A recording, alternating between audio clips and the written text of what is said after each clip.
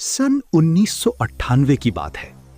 उत्तराखंड के घने जंगलों के बीच बसा एक छोटा सा गांव था, मंदोली।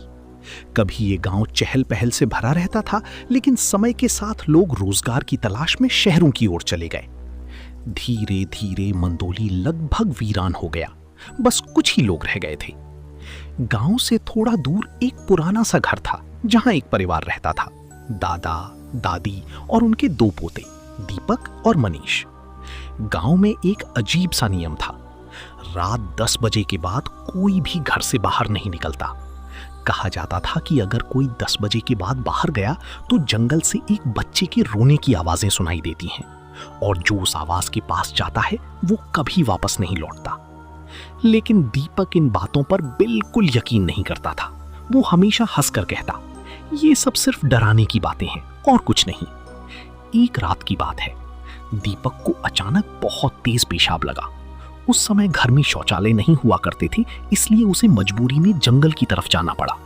अंधेरी रात, घना जंगल और सन्नाटा। हवा भी जैसे रुक सी गई थी।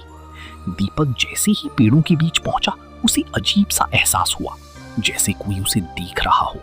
लेकिन उसने ध्यान नहीं दिया। वो आगे बढ़ा और काम खत्म कर वापस मुड़ने लगा। तभी जंगल के अंदर से एक धीमी, कांपती हुई आवाज आई। वो रुक गया। चारों तरफ सिर्फ अंधेरा था। हवा बहुत ठंडी हो चुकी थी।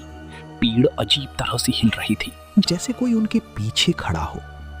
अचानक वही आवाज फिर आई, लेकिन इस बार और करीब से। उसके बाद सब कुछ काला पड़ गया। अगली सुबह गांव में हड़कंप मच गया।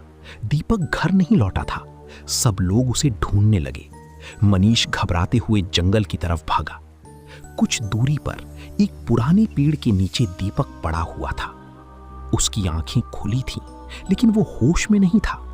चेहरे पर ऐसा डर जमा हुआ था, जैसे उसने कुछ ऐसा देख लिया हो जिसे देखना इंसान के बस की बात नहीं। मनीष उसे उठाकर घर लाया। कुछ देर बाद दीपक को होश आया, लेकिन वो कांप रहा था। मनीष ने पूछा, तू जंगल में गया क्यों था? दीपक ने धीमी आवाज में कहा, मुझे बहुत तेज पेशाब लगी थी। मैं गया था, लेकिन वहां वो अचानक रुक गया। उसकी आंखें डर से फैल गईं। वहां कोई था नहीं, कोई नहीं, पर फिर भी कोई था। मनीष ने उसे समझाया, तुझे पता है ना, 10 बजे के बाद बाहर जाना मना है। लेकिन दीपक ने अचानक जोर से सिर पकड़ लिया। उसकी आंखों से आंसू बहने लगे और वो कांपती आवाज में बोला, मैंने उसे देखा जो बोल नहीं रहा था, फिर भी मेरा नाम ले रहा था। इतना कहते ही वो फिर से बेहोश हो गया।